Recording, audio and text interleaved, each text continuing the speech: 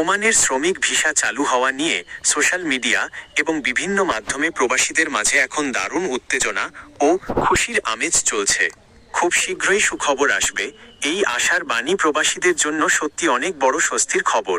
তবে এই আনন্দের সময়ে আপনার যাতে কোনো ভুল সিদ্ধান্ত বা আর্থিক ক্ষতি না হয়, সেজন্য বর্তমানের একদম নিখুঁত এবং বাস্তব পরিস্থিতি জানা থাকা খুব জরুরি। ১. সুখবরের মূল ভিত্তি কি? চলতি বছরের শুরুতে ২৭শে জানুয়ারি সৌদি আরবের রিয়াদে বাংলাদেশের প্রবাসী কল্যাণ উপদেষ্টা আসিফ নজরুলের সাথে ওমানের শ্রমমন্ত্রীর একটি দ্বিপাক্ষিক বৈঠক হয়। সেখানে ওমান সরকার আশ্বাস দেয় যে ২০২৩ সাল থেকে বন্ধ থাকা সাধারণ ও আধাদক্ষ শ্রমিকদের ওয়ার্ক পারমিট বা ভিসা পুনরায় চালু করার প্রক্রিয়া শুরু হয়েছে।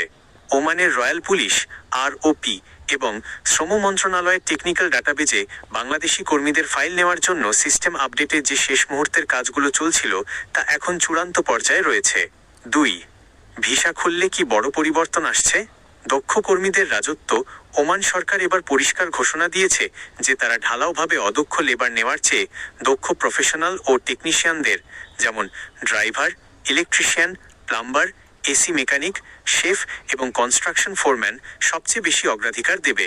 সরাসরি কোম্পানি ভিসা, যারা কাজ জেনে ভালো ও নামী কোম্পানির সরাসরি ভিসায় ডাইরেক্ট কোম্পানি ভিসা যাবেন, তারা প্রথম থেকেই ভালো বেতন ও আইনি সুরক্ষা পাবেন।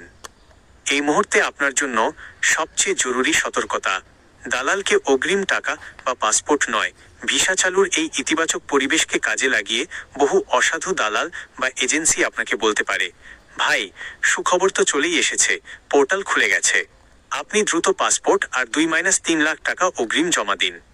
আপনি খবরটি নিয়ে যতই আশাবাদী হন না কেন, যতক্ষণ না ওমান রয়্যাল পুলিশ বা বাংলাদেশ দূতাবাসের পক্ষ থেকে সাধারণ শ্রমিকদের জন্য ভিসা ইস্যুর চূড়ান্ত, অফিসিয়াল ও সাধারণ নোটিশ আসছে এবং আপনার নিজের নামে সিস্টেমে ভিসা উঠছে, ততক্ষণ কাউকে 1 টাকাও অগ্রিম দেবেন না।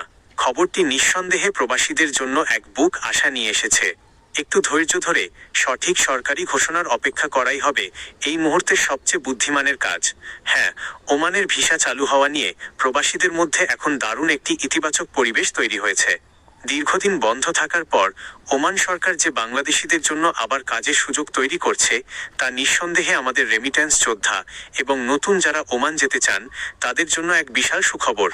তবে এই খুশির খবরের মাঝেও আপনাকে সম্পূর্ণ বাস্তববাদী ও সতর্ক থাকতে হবে, যাতে আবেগের বশে কোনো ভুল সিদ্ধান্ত না হয়ে যায়।